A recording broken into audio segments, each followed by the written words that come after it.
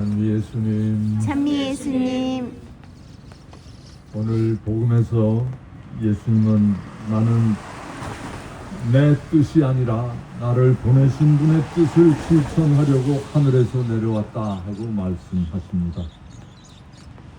예수님은 자기 뜻이 아니라 하나님 아버지의 뜻을 살기 위해서 세상에 오신 분이었습니다.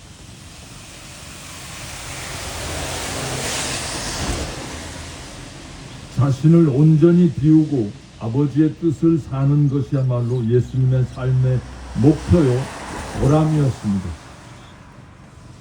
인간이 자기가 원하는 것, 자기 뜻에 집착하고 자기 생각에 사로잡혀 있는 한 그 안에 하느님이 들어서실 자리가 없습니다.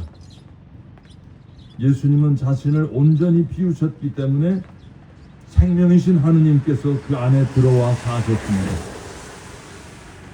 예수님은 당신 안에 생명이신 하느님 아버지께서 계셨기에 그 생명의 에너지를 다른 사람들에게 나누어 주실 수 있었습니다. 오늘 첫째 독서 사도행전에서 사울과 유다인 지도자들은 자기 나름대로 해야 할 일을 열성적으로 하는 사람들이었으나 그들 모두 자신들의 고정관념, 자기들의 사상, 자기들의 신념, 자기들이 살아온 방식에 사로잡혀 있었기 때문에 예수님 제자들을 다 찾아내서 끌어다가 옥에 집어넣고 박해하면서도 올바른 일을 하고 있다는 착각에 빠져 살고 있었습니다.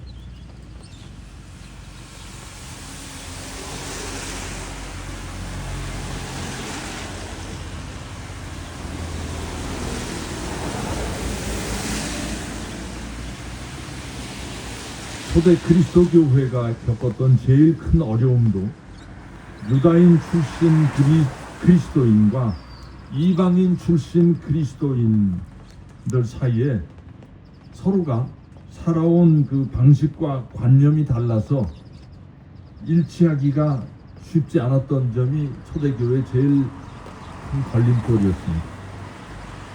유다인 출신 그리스도인들은 자기들이 오랫동안 살아온 율법적 관행에 따라서 이방인들도 예수님 이름으로 세례를 받은 사람들은 다른 유다인들처럼 할례를 받고 안식일 율법을 지키고 율법 규범을 따라야 한다고 고집하고 강권하고 있었습니다.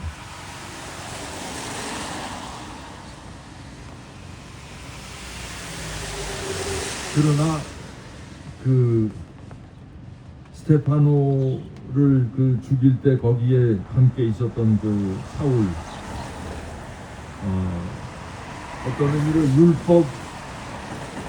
누구보다도 율법에 열심이었던 그 사울이 나중에 바오로가 돼서 그 율법의 포로가 되어서 자신이 생명이신 예수님을 저주하고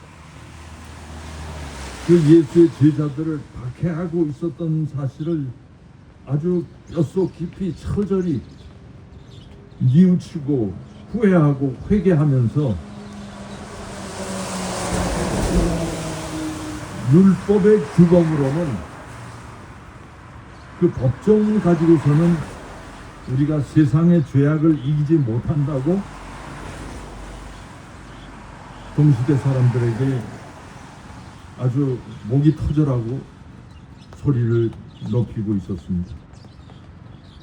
바울 사도는 유대인들이 2000년 동안 모세 율법을 지키는 것으로 구원받으려고 안간힘을 썼지만 결코 하느님 대전에서 그 의로움을 인정받지 못했다는 것을 깨달았습니다.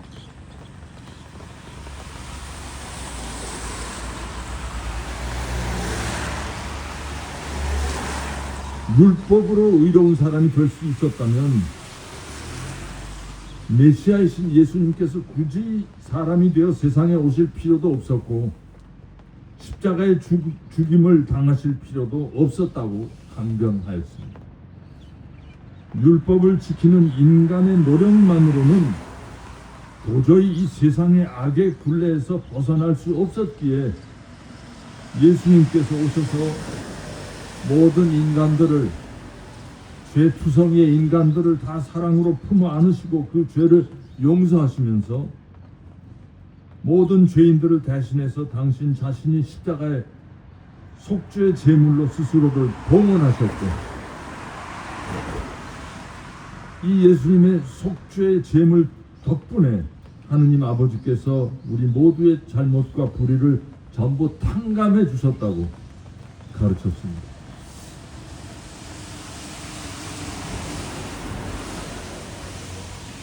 지금 이란과 미국, 이스라엘의 그 전쟁 때문에 온 세계가 비상이 걸렸습니다. 호르무즈 해협이 봉쇄되는 바람에 전 세계 유가가 크게 급등하고, 그 덕분에 기름이 공급되는 것이 늦어져서 모든 상품 생산 과정에서 제대로 일이 이루어지지 못하고 모든 상품의 단가가 급격히 상승하고 사회 전반의 모든 물가가 다 올라갈 수밖에 없는 그런 위기가 찾아오고 있습니다. 미국은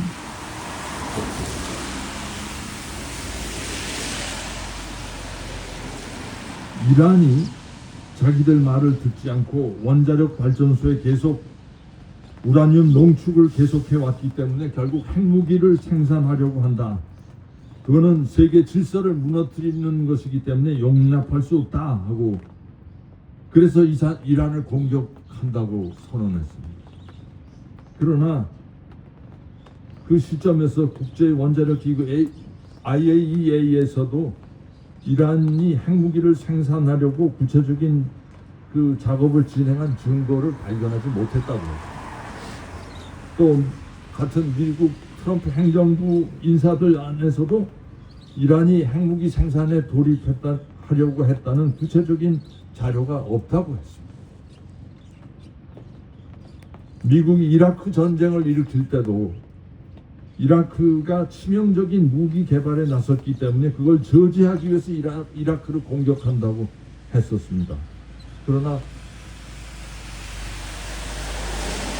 이라크 전쟁 끝난 후에 이라크 전국 어디에서도 핵무기나 치명적인 살상무기를 개발한 아무런 흔적을 찾지 못했습니다. 최근 미국이 군대를 동원해서 그 베네수엘라 대통령 부부를 납치하고 그 사건도 그렇고, 또 이란의 경우도 그렇고, 이라크의 경우도 그렇고, 미국이 자국 군대를 파병한 실제적인 이유는 세계 그 정치 평론가들의 분석에 의하면 결국은 그곳에 이란, 이라크 이런데 매장되어 있는 엄청난 석유에 대한 권리를 확보하려는 것이 그 속내라고 합니다. 그러나 그런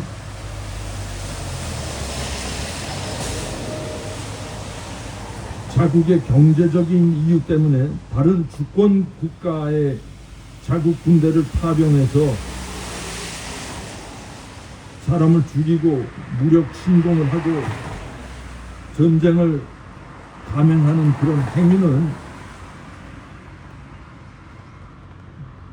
미국이 가입되어 있는 그 유엔 헌장에도 어긋나고 윤리적으로도 결코 용납될 수 없고 국제 관행상으로도 국제법으로도 정당화될 수 없는 그런 횡포입니다.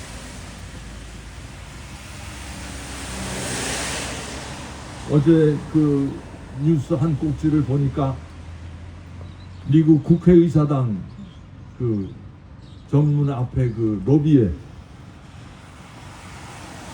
미국 그 제향 군인회 제대한 군인들이 수십 명이 거기 집합해서 지금 미국이 벌이고 있는 전쟁은 절대로 정당한 전쟁이 아니라는 것을 강하게 규탄하고 전쟁을 중단하라 하고 목소리를 높이고 외치고 있었습니다. 그러면서 하원 의장 나와라 하고 외치고 있었습니다. 그 어떤 사람들이 거기 모였나 하고 제가 들여다보니까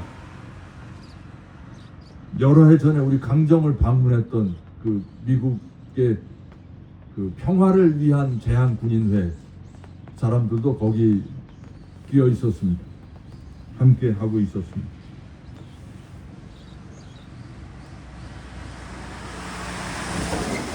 그들은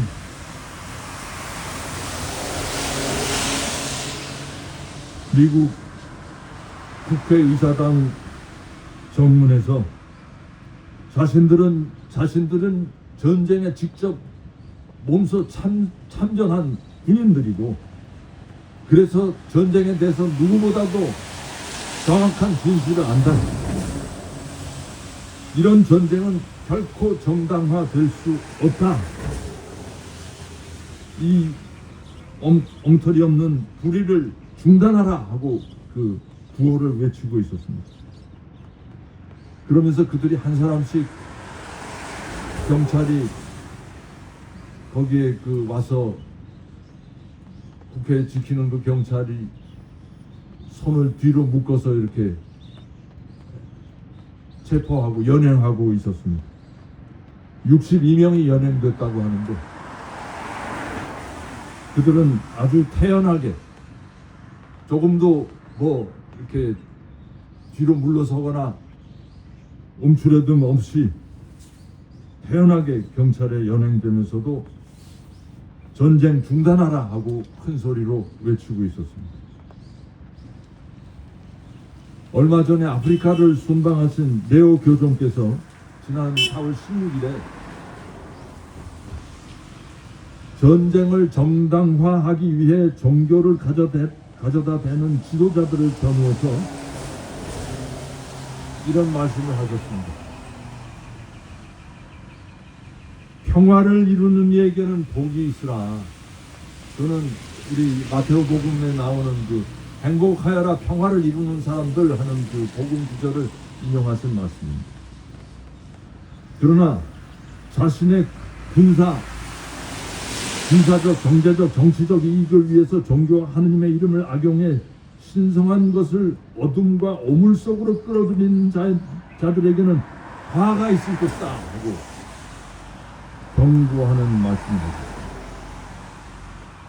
그때 그 교종께서 하신 말씀이 전쟁의 달인들이 사륙과 파괴에 수십억 달러를 쏟아붓고 있다.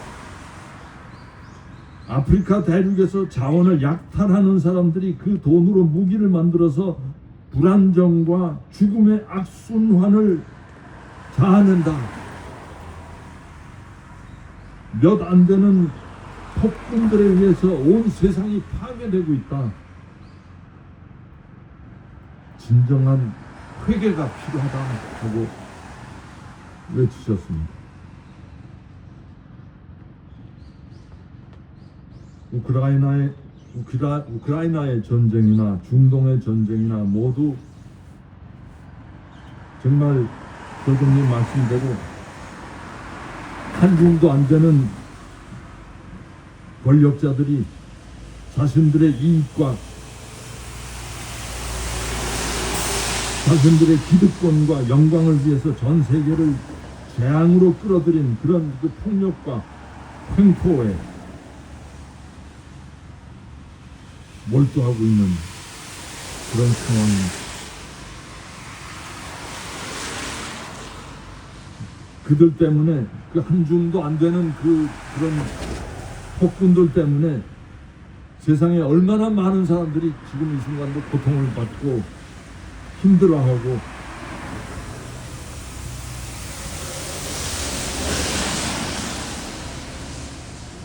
한숨을 내쉬고 있는지